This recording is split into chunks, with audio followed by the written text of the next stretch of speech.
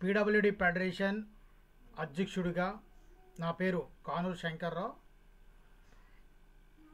ఈ యొక్క కూటమి ప్రభుత్వం సీఎం చంద్రబాబు నాయుడు గారికి ఒక ప్రశ్న, ఒక డిమాండ్ అడగబోతున్నా.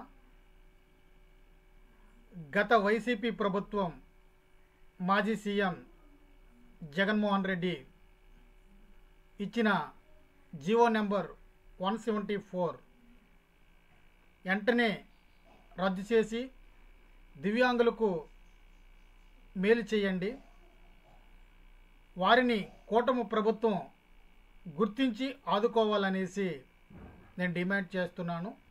ఆ జీవో వలన రాష్ట్రంలో వికలాంగులు 6 స్టెప్ వ్యాలిడేషన్ పేరుతో దివ్యాంగులకు శాపంగా మారింది. 6 రకాల షాకులను ఆనాటి గవర్నమెంటు ఏర్పాటు చేయడం ద్వారా చాలామంది దివ్యాంగులు పెన్షన్లు కోల్పోయారు, ఆర్థికంగా కష్టాలు అనుభవిస్తున్నారు. కాబట్టి దాని నిమిత్తం గతంలో మనం ప్రతిపక్షంలో ఉన్నప్పుడు వారి నిమిత్తం పోరాటం చేయడం జరిగింది. ఆ యొక్క జీవో నెంబర్ 174ను రద్దు చేయాలనేసి మనము ఈదులపైకి ధర్నాలకు వెళ్ళడం జరిగింది.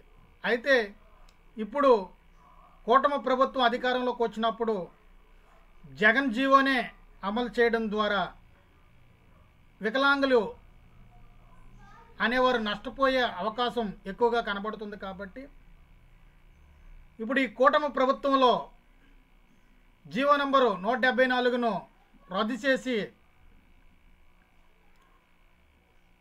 వికలాంగులకు మేలు చేసే దిశగా ప్రభుత్వం చర్యలు చేపట్టాలనేసి కోరుతున్నాను.